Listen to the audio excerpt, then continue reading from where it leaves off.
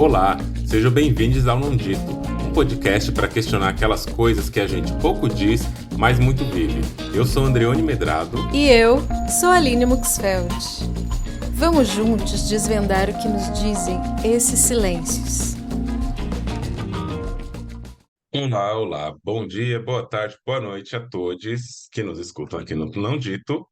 E no episódio de hoje, nós vamos falar um pouquinho sobre depoimentos, como a gente sempre faz. Esse depoimento que chegou para nós, a informação que nós temos é de que ele é de uma mulher de 37 anos, uma mulher branca. Essas são as informações que chegaram para nós com esse depoimento. Nós vamos fazer, como sempre, ler o depoimento e vamos fazer algumas discussões, levar para alguns lugares essa nossa conversa. O depoimento começa assim, abre aspas. E outra, gente, nós vamos ler integralmente como a pessoa nos mandou, tá? Abre aspas. Eu cresci vendo minha mãe sofrer inúmeras violências. Meu pai era um alcoólatra agressivo e sem limites, e eu era também constantemente agredida pela sua forma de se relacionar comigo. Odiei muito meu pai e senti muita dor pela minha mãe, sem poder fazer muito, a não ser suplicar inúmeras vezes para que ela o deixasse. Mas o dinheiro ou a falta dele a impedia. Precisava continuar para termos o que comer.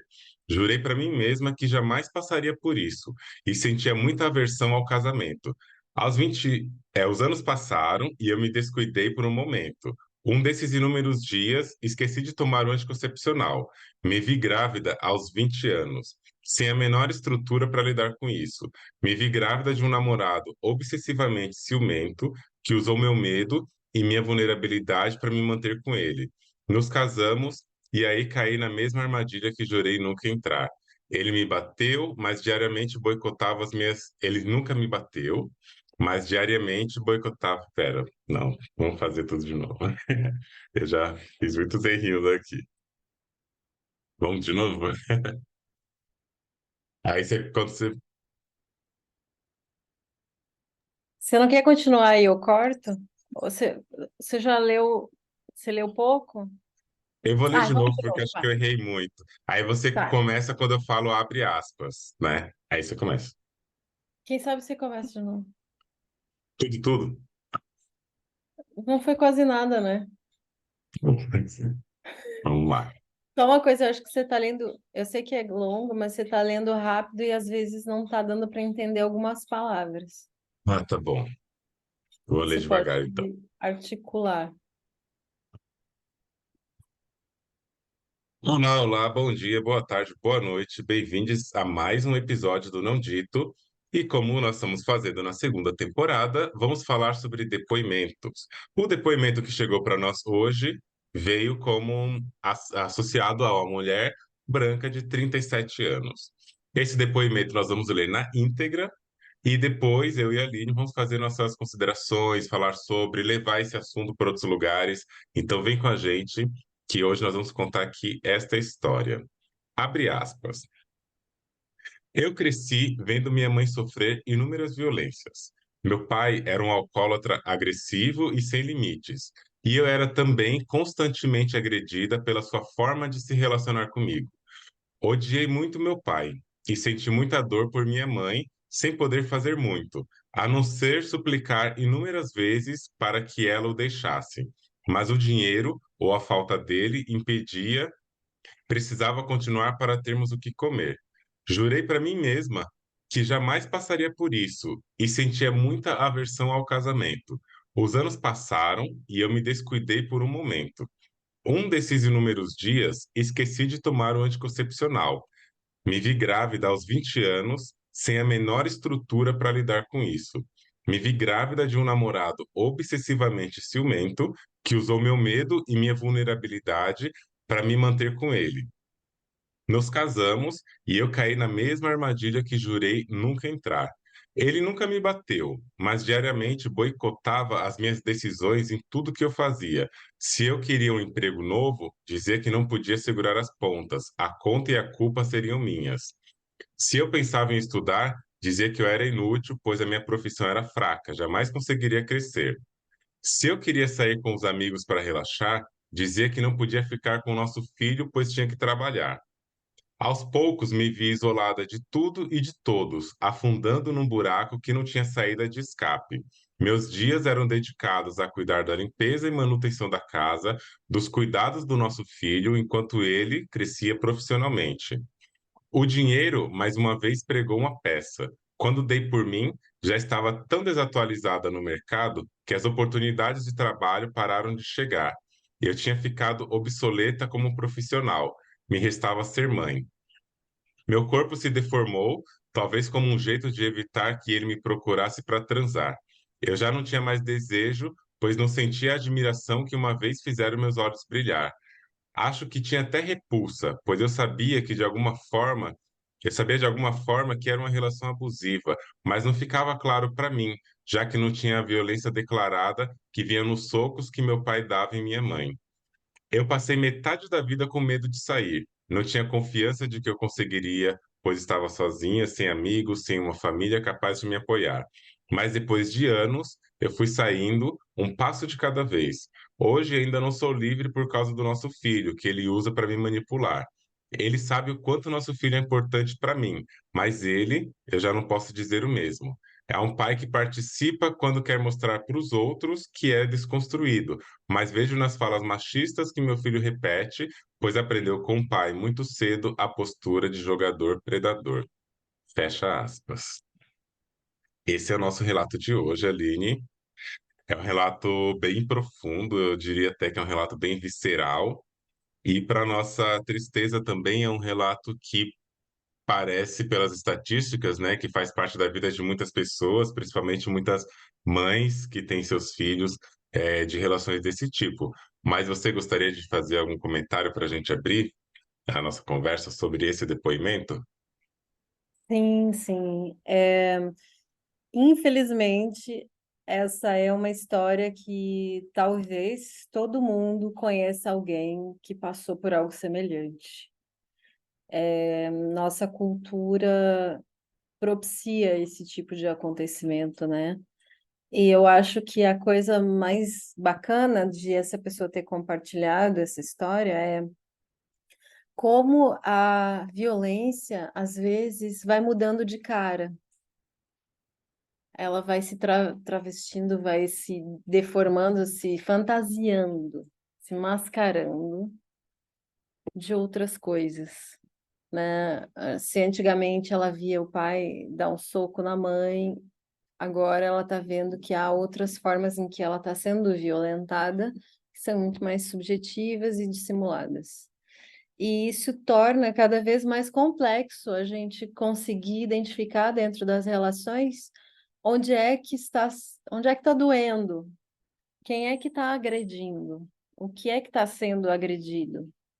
Então, tomar consciência dessas microagressões, que no total você vê o efeito paralisante que teve na vida dela, né, de ela relatar essa dificuldade de crescer e de ter autonomia e de estar na vida, para além do lugar que o marido deu para ela, né? E essa também é uma questão que vai nos lembrar do desamparo sob a qual a mulher que é mãe ou a mãe, as figuras maternas que têm que cuidar de uma criança, o desamparo que essas pessoas vivem, né? O quanto as redes de apoio acabaram, são muito escassas, poucas pessoas têm, né? Não faz mais parte da cultura criar redes de apoio, agora até tem um movimento que quer retomar isso. Mas ele é bem sintético, é algo que a gente está construindo meio que por necessidade, não é uma coisa afetiva, né, como se tinha antes. Mas tem um movimento de tentar recuperar isso, mas não é uma realidade para a maioria das pessoas. Então, não tem suporte do governo, não tem suporte de redes afetivas, então é uma mulher que vai se ver em dificuldades, em apuros. É um recorte, né, Andreone, que a gente vai fazer, porque tem inúmeras nuances e as suas peculiaridades. Muitas pessoas estão sob a guarda de crianças em outras condições, que não é diretamente a da mulher e a da maternidade de quem gerou um filho. Tem várias maneiras de você ter a tutela de uma criança. Mas é sempre um lugar que o que a gente está vendo, por exemplo, agora na guerra, é um retrato de como é que a sociedade olha hoje para as crianças. É como se a criança tivesse virado responsabilidade única e exclusivamente do tutor direto. São os pais e as mães os únicos responsáveis, não a sociedade. A forma como se está se tratando hoje na guerra a criança é atingindo a criança num conflito que é dos adultos, mostra como a criança virou um objeto do adulto. Então, ela pode ser ferida na guerra. Não é algo que é de responsabilidade dos humanos, né? Eu gostei muito de uma Sim, frase que eu ouvi a Madonna falar. Ela disse: as crianças são responsabilidade dos adultos. Seres humanos adultos, todos somos responsáveis pelas crianças. Enfim, sim. já fui indo para outro lado. Vamos lá, o que Mas é que bom. A você... gente sempre vai para vários lados, isso é importante. Sim, o que que você E pensa sobre isso? eu estava pensando no começo do depoimento e também no começo da sua fala, que é sobre relações abusivas, né? Que muita gente tende a pensar que uma relação abusiva é aquela relação que tem violência, e de fato. Só que a questão é igual você trouxe, qual que é a violência que sinaliza para a pessoa que você está numa relação abusiva? Geralmente, as pessoas não têm muita dificuldade de falar que vive um relacionamento abusivo quando a parceria grita, quando a parceria xinga, bate, quando a parceria coloca violências físicas sobre a outra parte. Geralmente, nesse caso, é muito explícito, né? Eu sofria abuso no meu relacionamento. Tem um termo, né, se a gente for pegar bem assim, abuso vem do latim que é abusus, que significa usar em excesso. Velocidade do carro a gente usa em excesso, álcool a gente usa em excesso, volume da música a gente usa em excesso. O corpo da outra pessoa a gente não usa em excesso. Então a gente começa com questões a partir daí, né? O que que é um abuso? É você usar em excesso o corpo de alguém, nesse caso aqui. E o que acontece quando eu penso em relacionamentos abusivos é que tem várias etapas de um relacionamento abusivo. E eu vou falar isso sem muitos medos de errar, que a monogamia ela é feita para construir relacionamentos abusivos. Quando ela não constrói relacionamentos abusivos, é porque fugiu da curva. Ela é feita para construir, e eu vou dizer por quê. Primeiro, as fases de relacionamentos abusivos, se a gente for pensar tanto no relacionamento afetivo, sexual, quanto família, quanto sociedade, ela tem. Primeiro, ela vai te separar do meio. A primeira coisa que um relacionamento abusivo tem que fazer com o sujeito, com a pessoa, é retirar essa pessoa do meio de convívio dela de alguma forma e colocar ela dentro de um núcleo.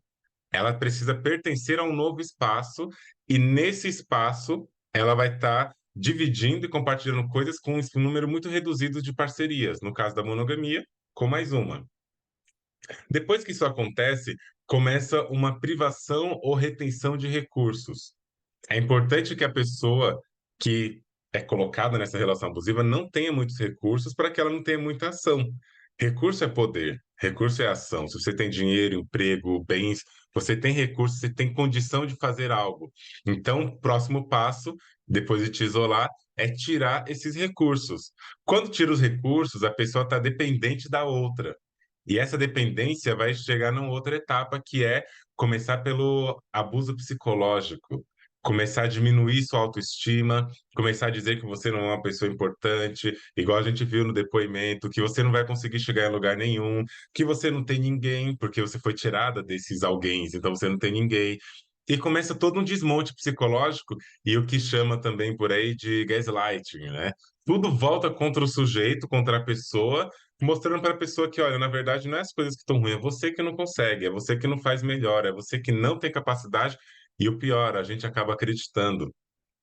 Quando a gente começa a acreditar nisso, a gente já perdeu meios, redes de apoio, já perdeu recursos econômicos, já perdeu recursos afetivos, recursos psicológicos, e agora começam ameaças. A pessoa começa a te ameaçar profundamente, dizendo: você sair daqui, você vai ter o quê? Você não tem ninguém, você não pode nada, e a gente já está destruído, já está lá no fundo. O próximo passo, que às vezes vem muito misturado com isso tudo, são agressões verbais, agressões físicas, porque tudo isso que eu contei até agora pode acontecer com um sorriso no rosto. Tudo isso que eu contei pode acontecer com muito sorriso no rosto e tapinha na costa, mas nem sempre é assim. Às vezes acontece com intermitências entre agressões e reconciliações. Agride, te derruba, te destrói, depois vai lá e se reconcilia. Então, essas são etapas de um relacionamento abusivo. Se a gente for pensar como evitar isso, é uma coisa difícil evitar isso numa cultura, igual você falou, né? Uma cultura que propicia, que estimula e que reforça esse comportamento. O primeiro passo, eu penso, é a gente conseguir manter nossas redes, que é uma coisa difícil hoje em dia. Manter rede afetiva, de cuidado, sendo que quando as pessoas começam a se relacionar, principalmente num formato mais monogâmico, a primeira coisa que acontece é você se relaciona e você afasta as outras pessoas, porque tudo que você vai fazer inclui a sua parceria. Absolutamente tudo. Você vai numa praia, você vai num bar, você vai num shopping, aquela parceria está junta o tempo todo, te monitorando, mesmo que inconscientemente. E isso reduz a nossa liberdade de ser, de agir, de poder conviver. O próximo passo é tudo isso que a gente conversou. E quando a gente vê o relato que chegou para a gente dessa pessoa, a gente percebe que, primeiro, não é nem por falta de consciência do sujeito, porque a pessoa, ela tinha olhado o que aconteceu com a mãe e ela disse: isso nunca mais, eu não vou passar por isso. E se determinou. Só que um acaso, um acidente ou um incidente, que foi a gravidez, né? Vamos chamar de incidente, pelo que a pessoa trouxe ali, fez com que as coisas mudassem. Porque aí a gente está falando de gravidez, a gente está falando de estado emocional da pessoa, está falando de vulnerabilidades também, que quando a pessoa está grávida. Então a gente pode até achar que somos fortes o bastante, que conseguimos tudo, mas as coisas mudam, e mesmo quem tinha super consciência do que estava acontecendo, entra numa situação nova e foi perceber o abuso mais para frente, né? E eu acho que essas são as nuances perigosas do abuso, que às vezes a pessoa ela tem consciência, mas as coisas elas se transformam de um jeito às vezes muito lento e gradual, e quando a gente percebe, estamos ali. Sim, e é por isso que a gente não vê a evolução, né, André? Porque ela é muito lenta. Então, ela vai acontecendo e a gente está dentro, né? Essa é uma nuance importante. Agora, podemos perceber como é que as coisas nos chegam quando a gente tem métodos, meios, lugares de avaliação disso, né? Quando a gente consegue colocar perspectivas sobre o que a gente está vivendo. E se você está isolado, você não tem como mudar a narrativa é do outro. Você está dentro da narrativa do outro. E isso que é mais cabuloso no que está acontecendo, na minha opinião. É por isso que boa parte das mulheres, muitas vezes, permanecem. Ela saiu, mas quantas não saem? Ou saem mortas. A taxa de feminicídio não aumentou à toa. Tem muita mulher tentando sair, né? Mas muitas estão pagando o preço, não estão conseguindo sair com vida. Isso que é assustador. Agora, uma coisa importante também que eu penso é: todos estamos sujeitos a abusos, mau usos, porque dentro de uma relação a gente se propõe a ser usado e a usar o outro de certa forma. Usar no sentido, você encosta no corpo, toca no corpo, fala, ouve. Então, você está numa relação de uso. O problema é o abuso, ou o problema é o mau uso, né? Quando você está sendo usado para uma coisa que não é aquilo que foi proposto, né? Você nem sabe do rolê, mas estão te usando para uma coisa que você não concordou, um uso antiético. Você está saindo com alguém e é amante sem saber, né? Agora, a questão do abuso, como você disse, é um abuso, é um uso excessivo, talvez um uso sem permissão, né? Você não está permitindo aquelas coisas, mas o outro continua fazendo, ele faz com você coisas que você não permite. Ao menos não conscientemente, ou talvez em algum nível consciente, né? Nesse lugar onde mora a subjetividade cada vez mais participando da cena, porque a gente está cada vez mais complexo naquilo que a gente diz sobre as coisas, pensa sobre as coisas, sente sobre as coisas. Então, isso vai tomando um caminho que é cada vez mais não óbvio, não é óbvio, não está dado. Então, há que se fazer um trabalho reflexivo, elaborativo, de olhar ativamente para isso. E é aí que muitas vezes o circo se fecha naquela pessoa que entra na relação abusiva, onde ela não consegue sair, porque ela está justamente sem relações de trabalho, sem relações afetivas, sem relações para fora da relação abusiva. Então, isso se torna a realidade, a narrativa. Então, isso pode acontecer com qualquer pessoa. Hoje é mais comum do que o não. É mais comum, como você disse. É como se o relacionamento heteronormativo ele viesse para cumprir isso. Parece que é assim que funciona. Talvez isso tenha sido usurpado também, né, Andreone? Porque uma coisa é você se propor a dividir sua vida com outra pessoa, outra coisa são os termos em que isso acontece. E se a gente entra num mecanismo automático de termos, como é o padrão, esses termos, eles propiciam muito lugar de abuso. É preciso revisar, ressignificar, rever isso. Porque não acho que a gente precise descartar tudo do que tem a ver com a relação monogâmica, hétero. Acho que é possível que as pessoas se relacionem, mas com muita reflexão, com muito trabalho ativo de olhar para as coisas. Não é simples.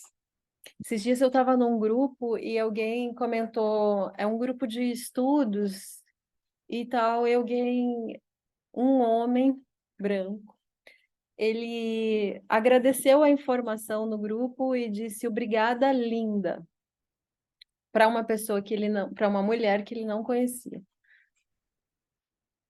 Isso virou um debate. E eu achei ótimo.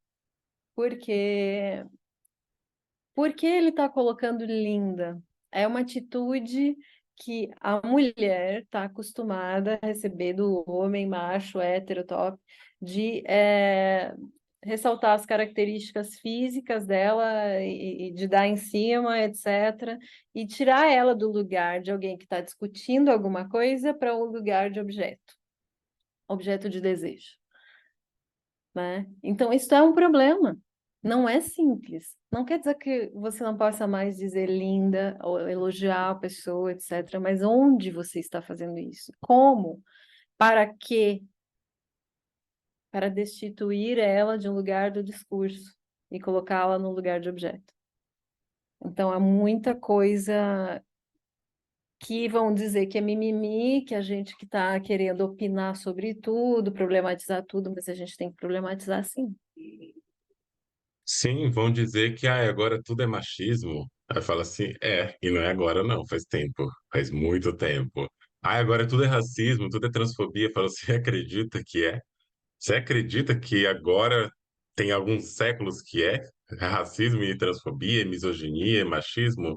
E as pessoas parecem que alguns, né, vou deixar assim, não acreditam. E eu acho legal uma parte importante da gente ressaltar, uma parte que você trouxe no começo também, aqui dessa segunda fala sua, que foi assim, muitas pessoas estão nesse lugar e algumas conseguem sair, outras não. Porque também é muito comum, principalmente em pessoas, eu ia falar principalmente, mas vou retirar, né? Entre pessoas mais velhas é mais expoente essa fala, mas eu vejo isso entre pessoas novas também, que é tá porque quer. Ai, você tá com um macho assim porque você quer estar desse jeito, tá? Você tá com essa pessoa porque você quer, por que que você não sai? Em alguns casos a gente vê, fala assim, a pessoa trabalha, tem emprego, tem não sei o quê, e continua nessa relação, ela quer tá aí. Ou então, as pessoas dizem, né? Ai, você tem dedo podre porque você só escolhe desse jeito. Mas aí a gente precisa aqui, pela psicologia, pela psicanálise, trazer algumas informações de que não tem esse negócio de dedo podre, primeira coisa, não existe essa coisa de dedo podre, porque ninguém escolhe um relacionamento abusivo, ninguém escolhe violência física não consentida, ninguém escolhe nada disso porque acordou com vontade. Existe toda uma estrutura social que eu costumo dizer que existem rastreios. O lado opressor, abusivo e que é treinado constantemente, eu vou colocar treinado no masculino porque no sistema patriarcal acaba sendo esse o expoente, né? É treinado diariamente, desde os seus primeiros aninhos de vida até o momento em que tem a sua atividade sexual, é treinado para capturar pessoas o mais frágil possível. Quanto mais frágil e mais assimétrica a relação, mais essa relação tende a dar benefícios para esse homem nesse sistema patriarcal. Então, dizer que existe um dedo podre não é uma coisa que faça sentido, a menos que a pessoa não entenda absolutamente nada do que está acontecendo. Porque o que acontece é, tem pessoas e pessoas, tem pessoas que têm um jeito de ser de uma maneira e outro de outra. Esses predadores, que eu chamo, eles vão olhar para aquela mulher ou para aquela outra pessoa que tem características mais tranquilas, para aquelas pessoas que querem viver a sua paz, sua, as suas necessidades, ou para pessoas que também são pessoas que têm mais uma prestação de serviço. Eu vejo isso muito com as pessoas com quem eu converso. Acho que até eu estou um pouco nesse lugar que, né, a gente se questiona um pouco, que é de sempre ceder, sempre fazer, sempre estar disponível. E a pessoa do outro lado, as pessoas do outro lado percebem isso. E se é uma pessoa que quer só receber, que quer só o sim e que nunca quer ouvir um não, essas pessoas conseguem captar. Aí fica aquele grande dilema. Tá, então agora eu tenho que parar de ser a pessoa que eu sou, e eu tenho que me fechar e me endurecer, e me tornar uma pessoa mais fria e menos aberta para as minhas emoções, para não ser presa dessas pessoas, ou essas pessoas que têm que mudar? É um dilema, né? Sem uma resposta, que eu não tenho essa resposta. E é a partir daí que a gente começa a ver o quão difícil é a gente conseguir falar um não. Meu palpite é, em geral, pessoas que ouviram não a vida inteira são as pessoas que menos conseguem dizer não. Porque a vida inteira ela ouviu não, isso não pode, isso não dá, você não consegue, você não é capaz, você não vai dar certo. E quando elas estão numa relação em que elas conseguem algo, independente da qualidade desse algo, fica difícil para essa pessoa dizer não, porque dizer não quer dizer perder alguma coisa, por menor e por pior que seja. E se ela perde uma oportunidade, ela pode achar que não vai conseguir outra. E isso que eu estou falando, eu vejo chegando para mim em conversas, na clínica, de pessoas brilhantes, independente de ser brilhante ou não, mas esses casos são pessoas brilhantes que estão com suas parcerias no nível lá embaixo. Uma pessoa acomodada, uma pessoa que não se politiza, uma pessoa agressiva, uma pessoa de várias características que sabemos que ela não é boa. Só que ela fala, eu tenho medo de falar não, de terminar e ficar só. Né? Então, existem várias outras camadinhas que fazem esses relacionamentos abusivos acontecer, que não é da ordem da má escolha, é da ordem do mau funcionamento da nossa sociedade que privilegia um certo grupo, em geral, o homem branco cis hétero, ou o homem branco cis, que quanto mais padrão e mais ascendência social, mais ele tem poder. Enquanto os outros grupos são sempre colocados nesse lugar de pessoas que sempre têm que ceder, sempre têm que esperar, sempre têm que aguentar um pouco mais. Esse mito da pessoa forte, a mulher é forte, a pessoa negra é forte, é um mito feito para sustentar esse sistema. Não é que a gente é forte, eles querem que a gente seja escravizado o mais tempo possível. E leva a gente para lugares muito ruins, como esses que a gente está vendo aqui. Sim, sim. E importante isso que você trouxe também, né, de, de fazer uma aposta, né? O que que é que faz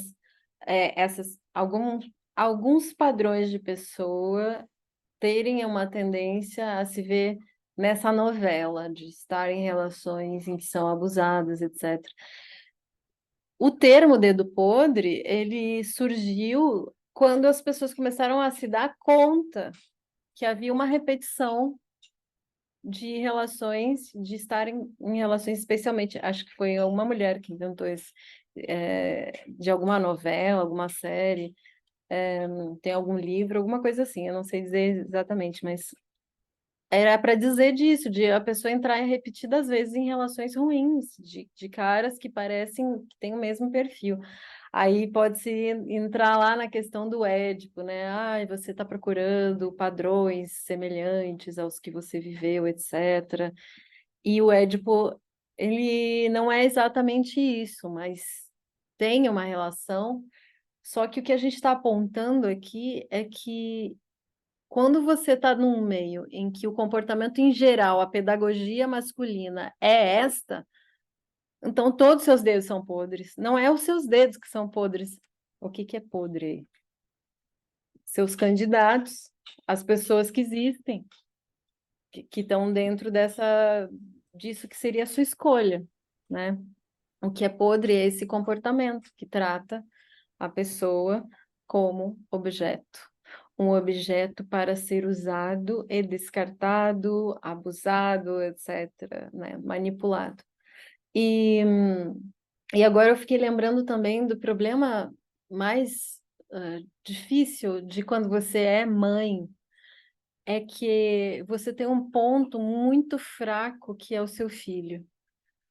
E não tem nada mais terrível para uma mãe do que o medo de ter seu filho tirado, de não poder cuidar dele, de ver ele sofrer maus tratos.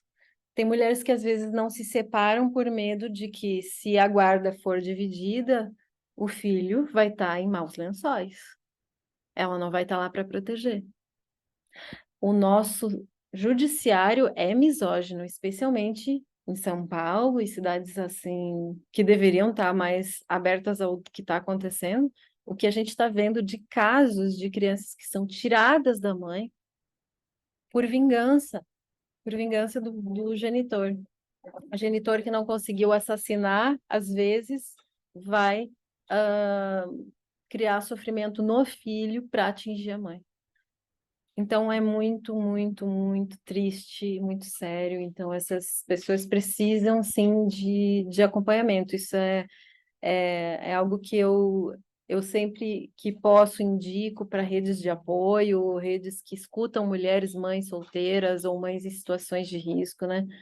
Porque essa é uma das parcelas da população que tem menos olhar de um suporte social. Não existe cota para mãe, né? A mãe não tem desconto, a mãe não ganha ela mesma um suporte.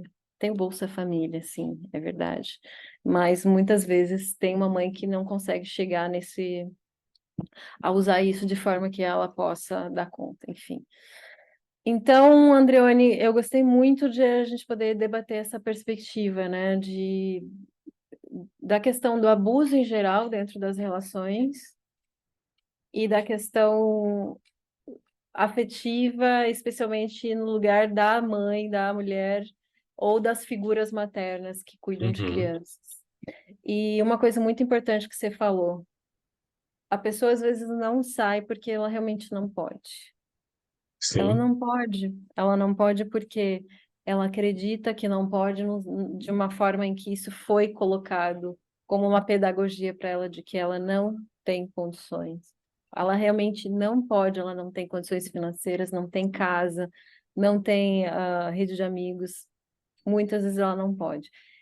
E às vezes pode acontecer de que em algum momento, se ela continuar olhando para isso, ela possa em algum momento encontrar uma via, mas muitas não conseguem, especialmente as pessoas da geração anterior, né? É o que a gente viu acontecer com muitas mulheres.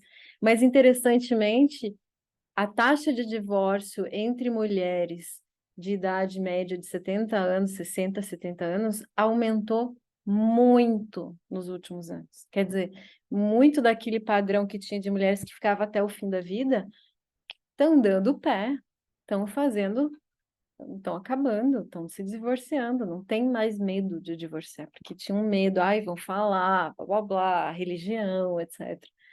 Então tem um lado bom da gente saber que isso está mudando, devagarinho Sim. está mudando. E muda com bastante reação, né? Porque a Lei Maria da Penha, que vem desse lugar da violência, de uma mulher que sofreu severas violências e que a partir daí virou uma lei também, a gente mostra os custos dessa saída, igual você falou logo no começo, né? Os custos de uma ruptura. E dentro de uma sociedade, é por isso que eu questiono a ideia monogâmica, porque ela não é sobre a parceria, ela é sobre a construção do ideal de afeto. E essa construção do ideal de afeto que coloca sobre o outro o poder do corpo de uma pessoa e da outra, ela obviamente vai tender para quem tem mais poder socialmente, que é o homem branco cis hétero, ou, de modo geral, o homem cis. Olhar contra isso, contra a heteronormatividade, essas coisas todas, é olhar contra a ideia monogâmica do jeito que ela é colocada e repensar realmente os afetos e saber que tem muito além do querer, do poder e de tudo mais. E esse relato chegou para a gente resolveu falar dele, é um tema delicado, sensível, mas que ele dá muito mais coisas para dizer ainda, mas que aqui a gente abriu nesse lugar para discussão. Quem quiser pode mandar mais relatos desse tipo, a gente vai ler e vai levar para outros lugares, e assim a gente vai conduzindo os não ditos, porque o relato está dito, o que a gente falou é o que não está dito no relato. Não é isso mesmo? Um abraço e até breve. Um beijo, gente. Até o próximo episódio. E não esqueçam, vocês estão convidados a participar enviando as suas histórias. Lembrando que você também pode viabilizar o nosso trabalho através do Apoia-se. O link está na descrição.